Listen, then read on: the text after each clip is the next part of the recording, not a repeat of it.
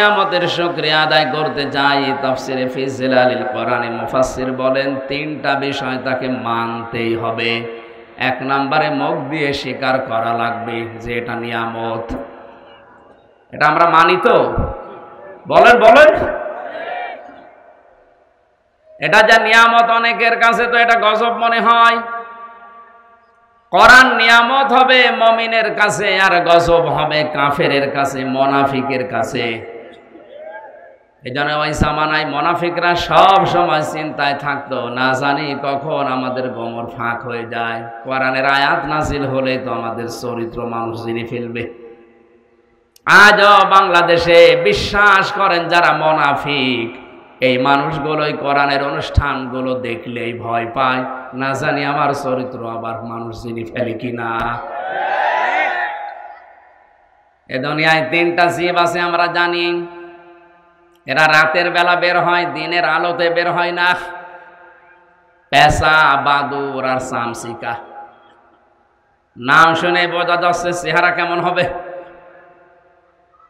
দিনের বেলা দেখবেন আসে না, রাত যত গভীর হয় অন্ধকার ছেয়ে যায়, তখন বের হয়ে মানুষের ফসল নষ্ট করে, কলা নষ্ট করে। এক কথা বলছে না কেন? দিনের আলো, সূর্যের আলো সহ্য হয় না, এই জন্য রাতের আধার যাদের ভালো লাগে মানুষের ক্ষতি করার জন্যে, এদের নাম শুনলে আমরা বুঝছি যে দুই নাম্বার পেঁচা, বাদুড়, চামচিকা। এ মানুষের ভেতরে যাদের দিনের আলো, কোরআনের আলো, ইসলামের আলো সহ্য হয় না, কুফরের অন্ধকার, শিরিকের অন্ধকার, বেদাতের অন্ধকার, জুলুমের অন্ধকারের পথ বেছে নেয়, এরাও আল্লাহর দৃষ্টিতে পেঁচা, বাদুড় আর চামচিকার চাইতেও খারাপ। আমি কি বললাম আপনি কি টের পেয়েছেন?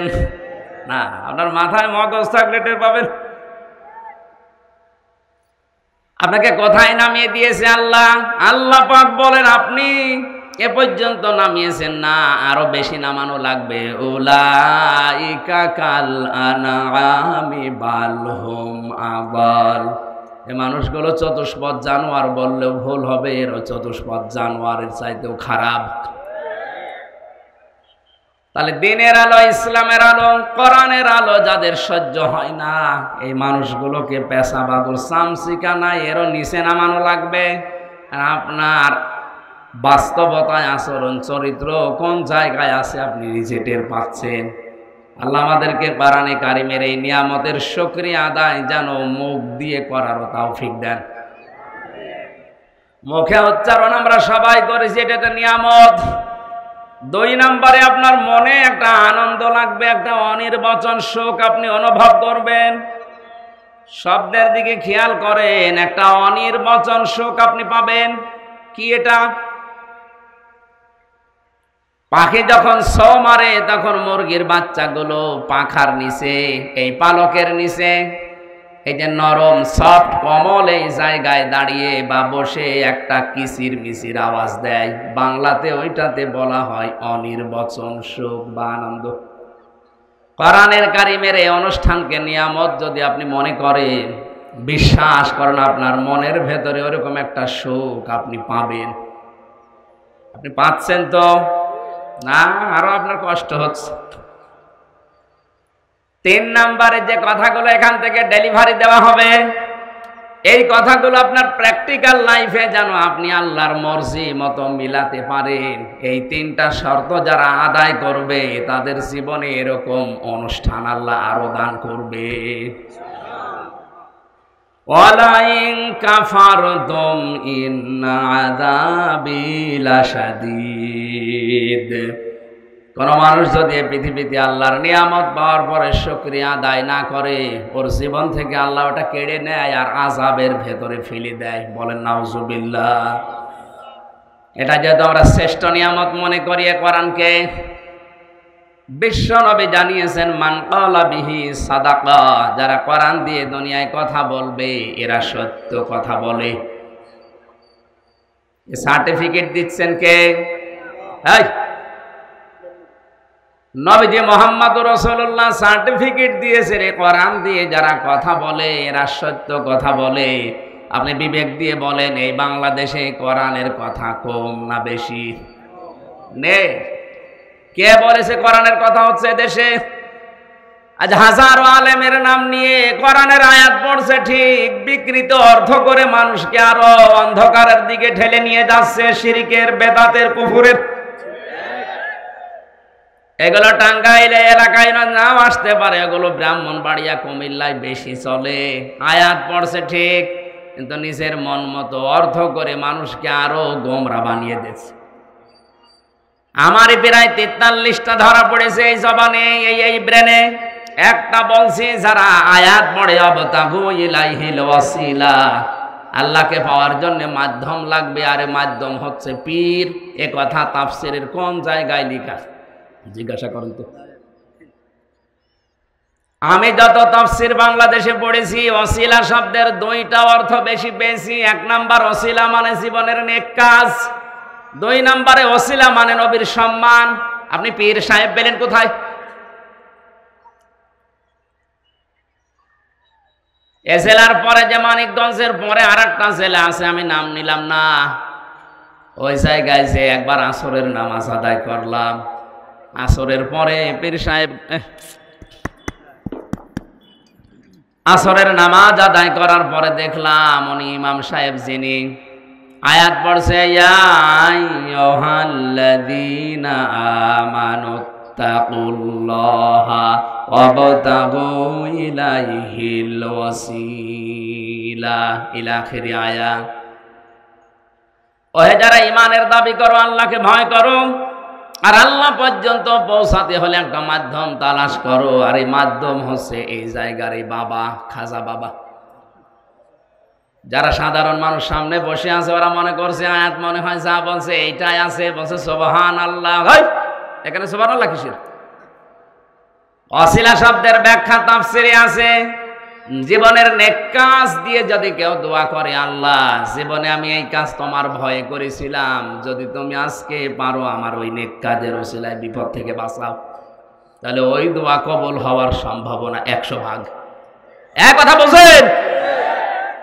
বিশ্বনবী যে 3 জন যুবকের কথা হাদিসে আমাদেরকে জানিয়েছেন, তারা 3 জনেই কিন্তু জীবনের নেক কাজের ওসিলা দিয়ে দোয়া করেছিল। আপনি ইসলাম নেবেন নবীজির কাছ থেকে, কোরআনের কাছ থেকে। কোন বাবা কি বলে, কোন দাদা কি করে, ওইটার নাম ইসলাম না।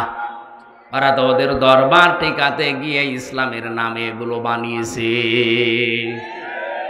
আমি এই জন্য বলছিলাম, কোরআন দিয়ে কথা বলে, সত্য কথা বলে, কিন্তু কথা কোরআনের হওয়া লাগবে। আল্লাহর নামের পাশে অন্য কোন নাম ধরে জিকির করা হারাম, জায়েজ নেই। এটা সূরা ফুরকান 19 নম্বর পারার 4 নম্বর পৃষ্ঠার 13 নম্বর লাইনের মাঝের অংশে আছে, মাআল্লাহি ইলাহান আখার। আল্লাহর সাথে যারা অন্য কাউকে ডাকে, এই মানুষগুলোকে আল্লাহ ডবল শাস্তি দেবে। অথচ বাংলাদেশের দিকে তাকান আর ভারতের দিকে, আল্লাহ আল্লাহ কিছুক্ষণ করে, এরপরে ইয়া আলী বাবা, শাহ আলী বাবা, দয়াল বাবা, খাজা বাবা, ন্যাংটা বাবাও চলছে। আল্লাহর নামের সাথে এমনকি রাসূলুল্লাহর নাম ধরে জিকির করাও জায়েজ নেই। কেউ যদি বলে ইয়া রাসূলুল্লাহ, ইয়া রাসূলুল্লাহ, হারাম হবে, কারণ রাসূলের নামে আল্লাহ কোনো জিকির দেয়নি, রাসূলের নামে দিয়েছেন তাসলিমা, সালাম। আপনি দরুদ পড়েন নবীজির নামে, সাল্লু আলাইহি ওয়া সাল্লিমু তাসলিমা, যথাযথ হক আদায় করে যেভাবে নিয়ম ওইভাবে দরুদ পড়েন, কোনো অসুবিধা নেই। কিন্তু নবীজির নামে আপনি জিকির করতে পারবেন না। জিকির করা লাগবে 1 নম্বর কার নামে? আরো জোরে বলেন, আল্লাহ ছাড়া কারো নামে জিকির করা, জিকির একটা ইবাদত। জিকির কি? আল্লাহ বাদে কারো নামে জায়েজ নেই। অথচ আল্লাহর পাশাপাশি যারা অন্য কারো নাম জুড়েও জিকির করছে আর কোরআনের আয়াত পড়ে পড়ে দলিল দিচ্ছে, আপনি বলেন তো এরা কি সত্য কথা বলছে? এজন্য কোরআন দিয়ে কথা বললে সত্য কথা বলে। যারা সামনে আছে শ্রোতাদের এই কথাটা বোঝার মতো আবার যোগ্যতা থাকা লাগবে। কোরআনের আলোচনা শুনলে যাদের উপলব্ধি করার ক্ষমতা আছে, এটা বোঝার মতো যোগ্যতা আছে। আল্লাহ কোরআনে সূরা মায়েদা 7 নম্বর পারা 4 নম্বর পৃষ্ঠা 1 নম্বর পৃষ্ঠার 1 নম্বর লাইনে 83 নম্বর আয়াতে জানিয়েছেন, ওই মানুষগুলোর চোখের দিকে তাকিয়ে আপনি দেখবেন ওরা কাঁদতেছে। وَإِذَا سَمِعُوا مَا أُنزِلَ إِلَى الرَّسُولِ تَرَى أَعْيُنَهُمْ تَفِيضُ مِنَ الدَّمْعِ مِمَّا عَرَفُوا مِنَ الْحَقِّ। হে নবী, আপনার কণ্ঠে যখন ওরা কোরআন শুনবে, সত্যি যদি উপলব্ধি করার ক্ষমতা ওরা রাখে, আপনি দেখতে পাবেন ওদের চোখ দিয়ে মনের অজান্তেই পানি গড়িয়ে পড়ছে। কোরআন আলোচনায় সবার চোখে পানি আসবে না। নবী যে কোরআন ওসমানের সামনে পড়লে হযরত ওসমান কাঁদতে কাঁদতে বেহুশ হয়ে যেত। কোরআন নবীজি আবু জেহেলের সামনেও পড়েছিলেন, ওর কান্না আসে না, ওর শয়তানি বেড়েছে। এই ময়দানে ওসমানের মতো মন নিয়ে বসলে আপনার চোখে পানি আসবে যদি আপনি বুঝতে পারেন, এটা যদি উপলব্ধি করার ক্ষমতা আপনার থাকে। আর যদি আবু জেহেলের মতো মন নিয়ে বসেন, আপনার চোখে পানি আসা না, আপনার আফসোসও আসবে না, আসবে আপনার শয়তান বেড়ে যাবে যে কি করে দুর্বিসন্ধি করা যায়। কথা বলেন ঠিক কিনা?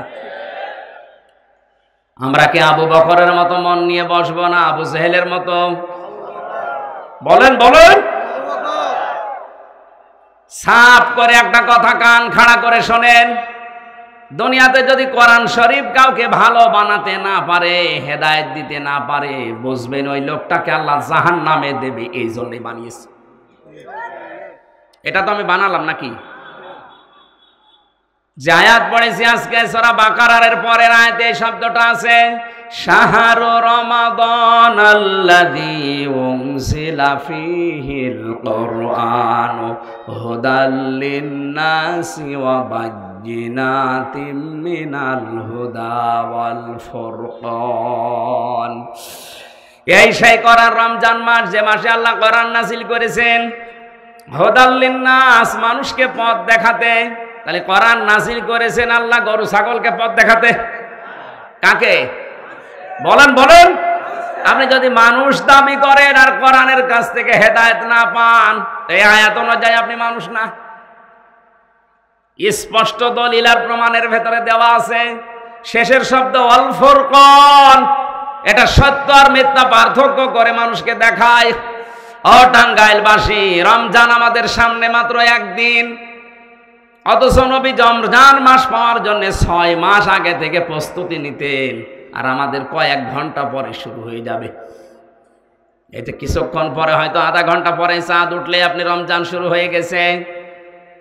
যেমনই 6 মাস আগে যদি প্রস্তুতি নিতে পারে আপনি, আধা ঘন্টা আগেও কোনো প্রস্তুতি আছে আপনার? আপনি সিদ্ধান্ত নেবেন আজকে যে কোরআন দিয়ে আমি হক আর বাতিল পার্থক্য করে বাকি জীবন চালাবো। যদি চালাতে না পারি আমি জাহান্নামী, এই জন্যে আল্লাহ আমারে বানিয়েছে। এ দোষ আল্লাহর না, মানে আল্লাহ আমাকে হেদায়েতের উপরে চালাতে পারছে না, এ দোষ কার? কেন আমার বলেন তো? এই যে সূর্যটা ওঠে, সবাই সূর্যের আলো পায়। একটা ক্লাস চলছে, এটা জবাব দেবেন আপনি যদি জানেন। সূর্যের আলো সবাই পায় না? না, অন্ধ আলো পাবে। এখন দোষ কি সূর্যের না চোখের? আরো জোরে বলো।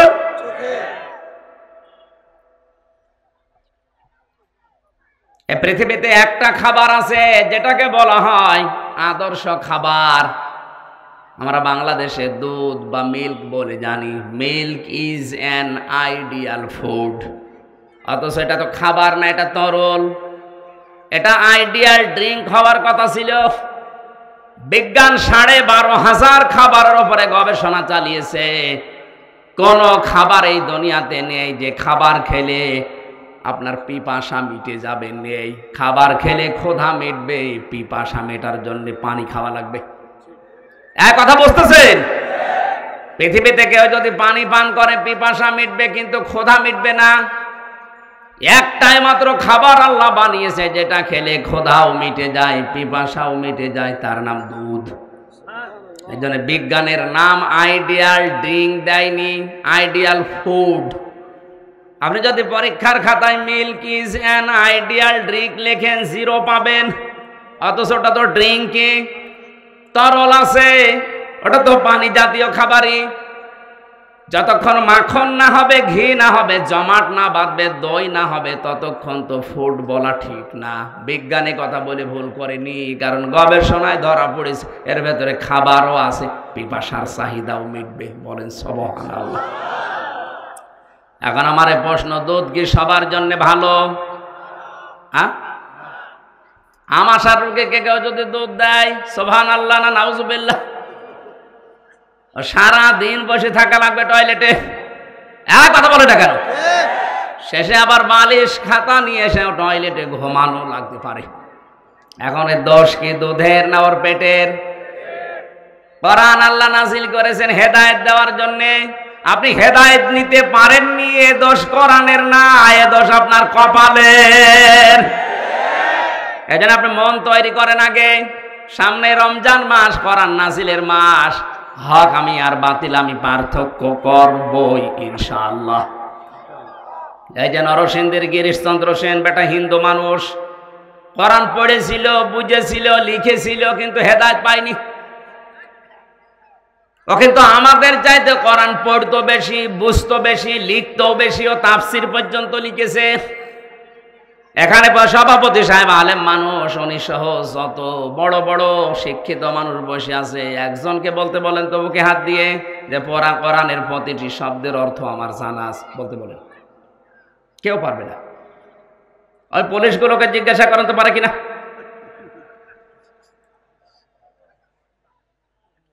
আমি প্রধান বক্তা, আমারও সম্ভব না। হ্যাঁ, আমি পড়েছি সব, কিন্তু আমার এখন আবার দেখা লাগবে, সব আমার মনে নেই। আপনি একটু ভাবেন তো, বেটা হিন্দু মানুষ গিরিশচন্দ্র সেন পুরা কোরআন শরীফের প্রতিটি শব্দের একটা করে অর্থ না, একাধিক অর্থ ওর জানা ছিল, না তো তাফসীর লিখলো কি করে? আর যেখানে যেই শব্দটা অ্যাপ্রোপ্রিয়েট হবে, যেখানে যেটা খাটবে, ওই জায়গায় ওইটা সে সেট করেছে। কোরআনের উপর তার দখল আমাদের চাইতে কত বেশি। তাহলে এ দখল অর্জন করতে হলে পড়া লাগেনি? এক কথা বলেন। কোরআনও পড়লো বেশি আমাদের চাইতে, বুঝলো বেশি, লিখলো বেশি, তো হেদায়েত পায়নি কোরআন থেকে, কারণ ওর মন ছিল না। এ দোষ এখন কোরআনের না ওর কপালের? আপনি যদি মন তৈরি না করেন, জোর করে কোরআন আপনাকে হেদায়েত দিয়ে জান্নাতে নিয়ে যাবে, আল্লাহর অত দায় পড়ে যায়নি। আপনি জান্নাতে না গেলে, জাহান্নামী হয়ে গেলে আল্লাহর ক্ষমতা একটু কমে যাবে? বলেন বলেন। আল্লাহ বড় আশা করে আমাদেরকে এই মাসটা দিলেন, রমজান মাস। নবীজি বলেন, রমজান পাওয়ার পরে কোন মানুষ জীবনের অপরাধ গুলো যদি মাফ করিয়ে জান্নাতি হতে না পারে, ওই লোকটা কপাল পোড়া। জোরে বলেন নাউজুবিল্লাহ। দুনিয়ার জীবন নিয়ে আমাদের কার কি ধারণা আমরা জানি না। কোরআনে কারিমে আল্লাহ ধারণা দিয়েছেন, অমাল হায়াতুদ দুনিয়া ইল্লা মাতাউল গুরুর। হে পৃথিবীর মানুষেরা, দুনিয়ার জীবন কিন্তু ধোঁকা, খেল তামাশা। একটু ভাবেন তো নিজের দিকে তাকিয়ে। সেই ছোটবেলা থেকে আমার এই 33 বছর বয়স, আমার তো পেছনের জীবনে এখন তাকালে মনে হয় কয়দিন আগে প্যান্ট পরে ঘুরছিলাম, হাফ প্যান্ট পরে। 33 বছর হয়ে গেল, আর 33 বছর পরে দেখা যাচ্ছে পৃথিবীর অনেক কিছুই পাল্টিয়ে গেছে। এই কথা বলেন না কেন? আর বাকি 33 বছর পরে দুনিয়ায় আমার নাম আর কেউ নেবে না। 333-এর পরেই যদি দুনিয়ায় আমার কেউ না আমার না নেয়, 200 বছর পার হলে হামজা নামে একটা লোক দুনিয়ায় ছিল, কে বলবে বলেন? এই তো দুনিয়া হয়ে গেল শেষ। আমার মাঝে মাঝে মনে হয় আমার 3-4 পুরুষ আগে, যারা মনে করেন 150 বছর আগে মারা গেছে, আমার দাদার দাদা, সে লোকটার দাপট ছিল সর্দার বংশে, কুষ্টিয়ার। সে যদি এখন এসে হঠাৎ করে আমার গোষ্ঠীর ভেতরে প্রবেশ করে বলে, আমি কিন্তু 4 পুরুষ আগের মানুষ, এই জমি জায়গায় বাড়ি ঘর আমার মনে হয় গোষ্ঠীর লোক তার পিটিয়ে মেরে ফেলবে।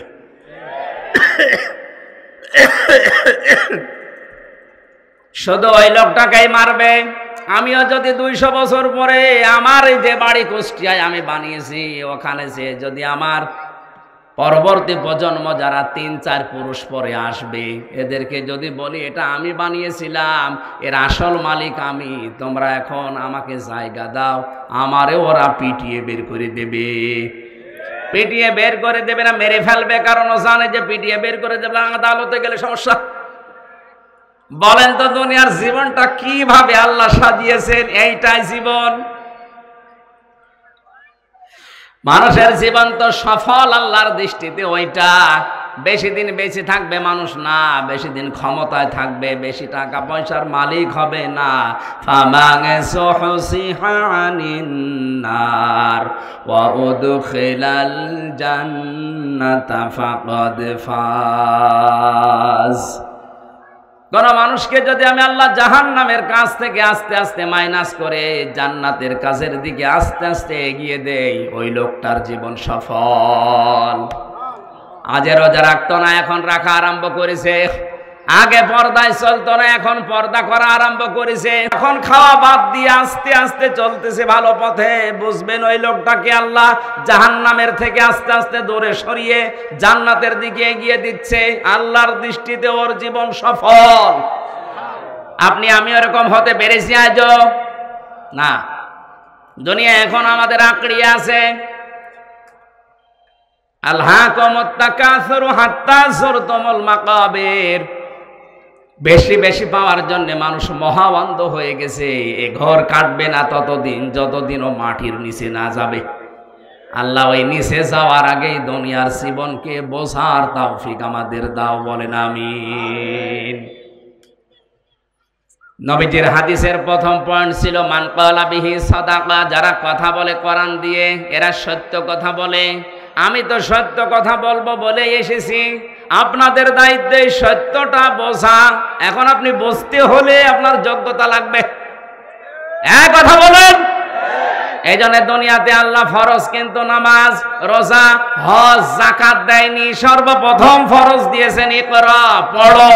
ইকরা মানে পড়ো, ইকরা মানে বোঝো, ইকরা মানে আমল করো, ইকরা মানে পৌঁছাও। সর্বপ্রথম ফরজ এইটা দিয়েছেন। এই কারণে আপনি যদি না পড়েন, না জানেন, তে মানবেন কি? এই বাংলাদেশে কারা যেন শয়তানি করে ছড়িয়েছে যে জানার নাম ইসলাম না মানার নাম ইসলাম। এটা একটা শয়তানি। আপনি যদি না জানেন তো কি মানবেন বলেন তো? আপনি জানেন না, এই জন্যে তো মানুষ ভুল ভাল বোঝায় আপনাকে।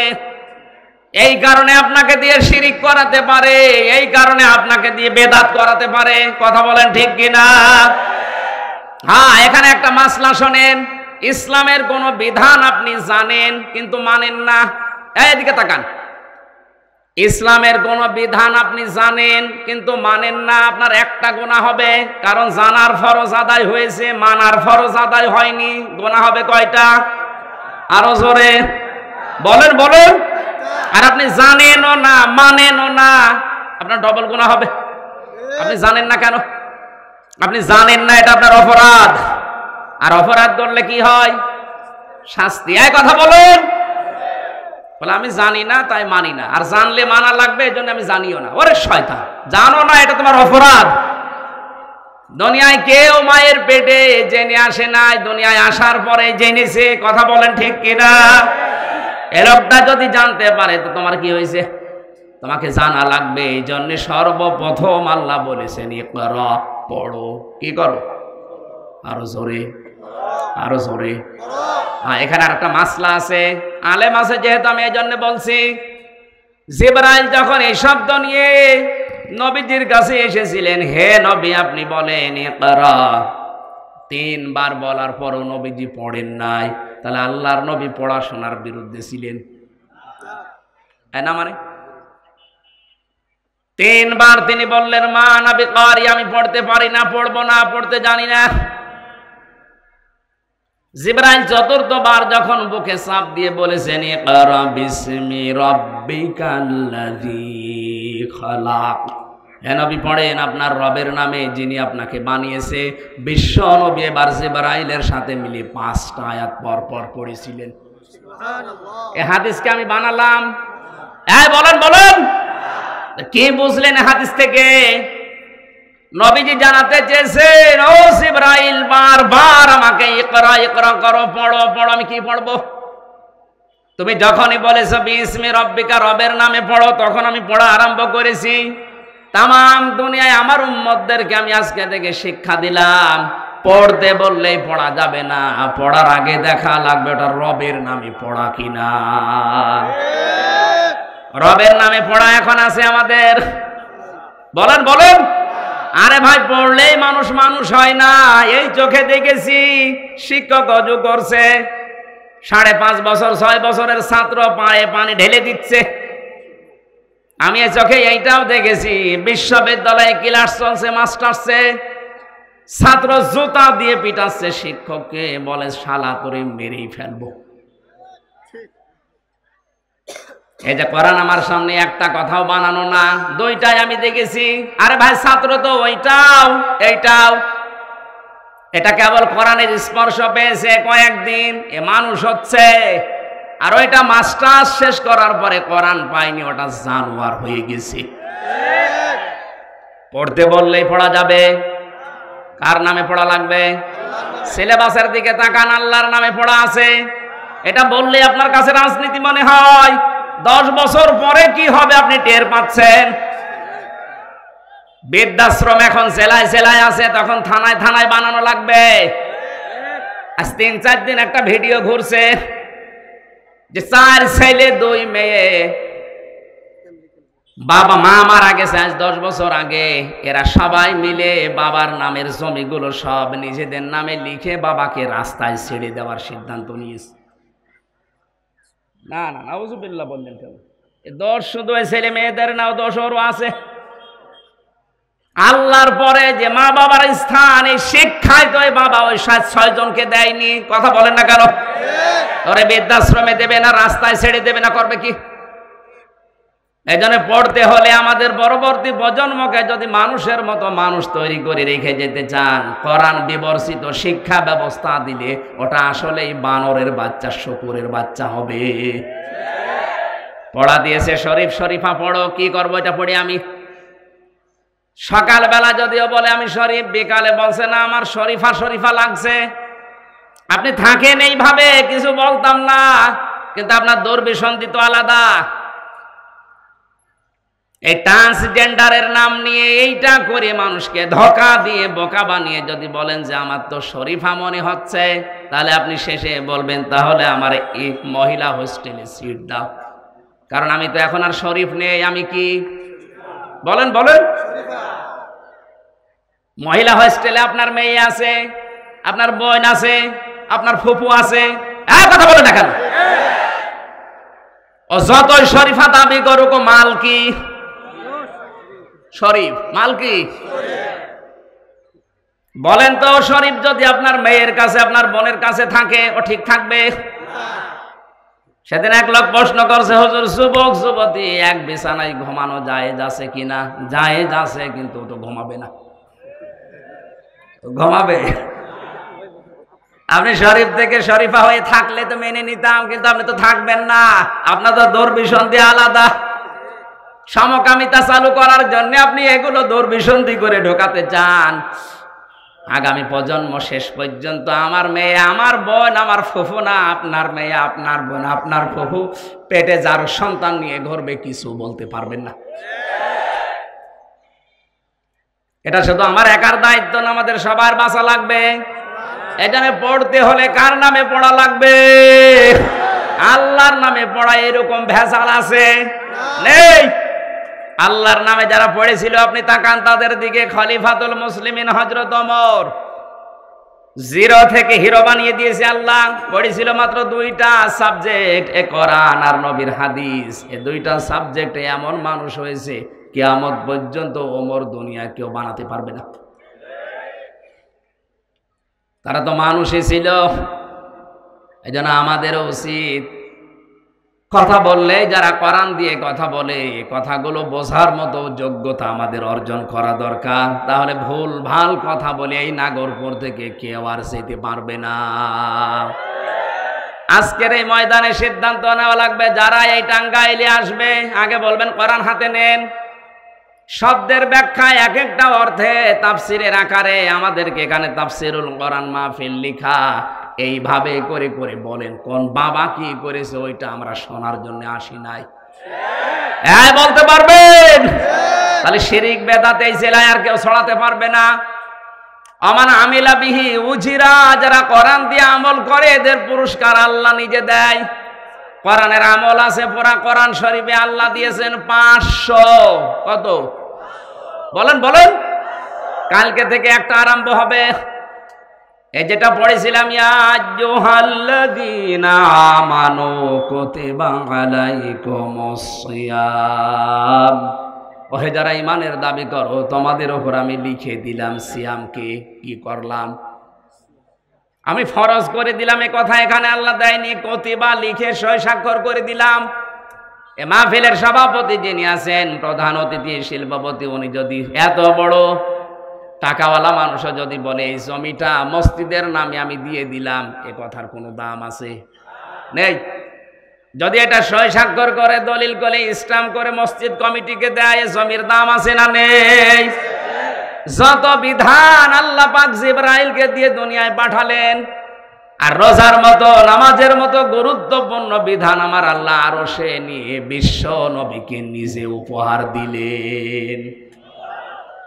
শুধু আমাদের উপরে আল্লাহ এটা লিখে দেননি, কামা কুতিবা আলাল্লাযীনা মিন ক্বাবলিকুম, আমাদের পূর্বে যত জাতি এ দুনিয়া থেকে বিদায় নিয়েছে সবার উপরে রোজা ছিল। সবার উপরে কি ছিল? ইসলামের অন্যান্য বিধান হয়তো কম বেশি ছিল, কিন্তু রোজা সবার উপরে ছিল। আল্লাহ দিয়েছিলেন কেন? যে এটা লাআল্লাকুম তাত্তাকুন, মানুষ যেন খোদা ভীতি অর্জন করতে পারে। এখন খোদা ভীতি কি? আল্লাহর ভয়ে জড়সড় হয়ে ঘরের ভেতরে বসে থাকা। বলেন বলেন, তাকওয়া যে কি এটা আমরা অনেকে জানি না। ভয়ের অনেকগুলো আরবি আছে। ইনজার মানেও ভয় দেখানো, খাউফ মানেও ভয়, তাকওয়া মানেও ভয়। ওই সমস্ত শব্দ বাদ দিয়ে আল্লাহ তাত্তাকুন দিলেন কেন? খাউফ বলা হয় ওই ভয়কে যেটা মানুষ বাঘ দেখে পায়, সাপ দেখে পায়। পুলিশ দেখে ভয় পায় না মানুষ? পুলিশ দেখে যে ভয় পান, এটা খাউফ। আর তাকওয়া আল্লাহর নিষিদ্ধ কাজগুলো ঘৃণা ভরে ছেড়ে দেওয়ার নাম তাকওয়া। আমি কথা বোঝাতে পেরেছি? বেপরদায় চলা আল্লাহর নিষিদ্ধ কাজ। এই কথা বলে না কেন? বেপরদায় চলা কার নিষিদ্ধ কাজ? আজকে থেকে বেপরদায় চলবো না, এটা ঘৃণা করে ছেড়ে দিলাম, এর নাম তাকওয়া। উলঙ্গ নাচ দেখা এটা আল্লাহর নিষিদ্ধ কাজ। বলেন বলেন, মোবাইলে যাদের এরকম উলঙ্গ নাচ আছে, এরকম গান আছে, আজকে থেকে আমি শুধু দেখবো না, না ঘৃণা করে ডিলিট করে দিলাম, এর নাম তাকওয়া। কাদের কাদের আছে মোবাইলে দেখি হাত তোলেন তো। একজন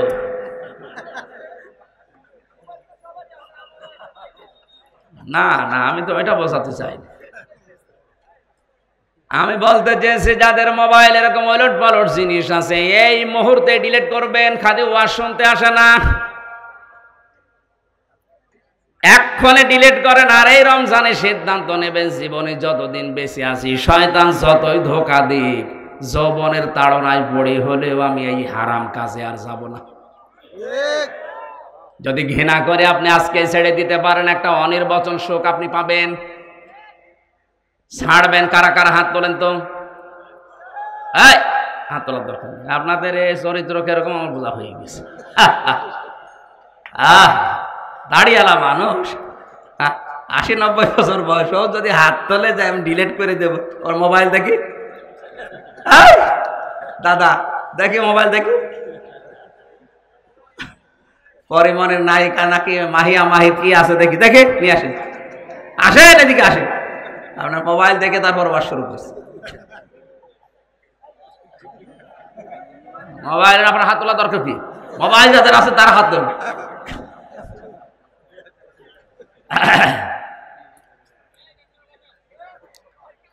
আমার ভাইরা, রমজানের গুরুত্ব এত বেশি আল্লাহ পাক জানিয়েছেন, ফামা শাহিদা মিনকুমুশ শাহরা ফালিয়াসুমহু, তোমাদের ভেতরে কেউ যদি রমজান মাস পায়, আমি আল্লাহ বললাম সে যেন অবশ্যই রোজা রাখে। শুধু রোজা রাখে বলেনি, ফালিয়াসুমহু, সে যেন অবশ্যই রোজা রাখে। এটার গুরুত্ব এত বেশি নামাজ ফরজ এ পর্যন্ত কোরআনে আছে। কয় রাকাত পড়া লাগবে, কিভাবে পড়া লাগবে, কখন কোন সূরা দেওয়া লাগবে, এটা কোরআনে আল্লাহ বলেন না কেন? যাকাত ফরজ, যাকাত কতটুকু সম্পদ থাকলে কতটুকু দেওয়া লাগবে কোরআনে আল্লাহ দেয়নি, এটা হাদিসে আছে। হজ ফরজ, হজের কোথায় কোথায় যাওয়া লাগবে, কোথায় কোথায় না গেলে হজ হবে না, এটা কোরআনে আল্লাহ দেয়নি, হাদিসে আছে। কিন্তু কোরআনে কারিমে রোজার ব্যাপারে বলতে গিয়ে মহান আল্লাহ একটা পুরা রুকুর ভেতরে দিয়েছেন, এখান থেকে শুরু, এই করলে রোজা হয়, এই করলে রোজা ভেঙে যায়। বলেন সুবহানাল্লাহ।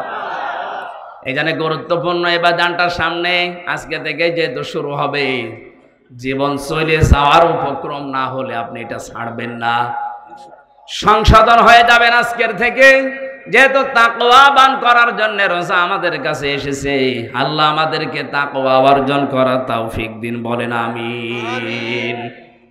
বিশ্বনবী জানিয়েছেন, কোন মানুষ যদি সত্যি রোজা রাখতে পারে আর রোজা যদি কবুল হয়ে যায়, কিয়ামতের দিন এই নারী পুরুষের জন্য আল্লাহ একটা নিজে আলাদা স্পেশাল গেট বানিয়ে রাখবেন।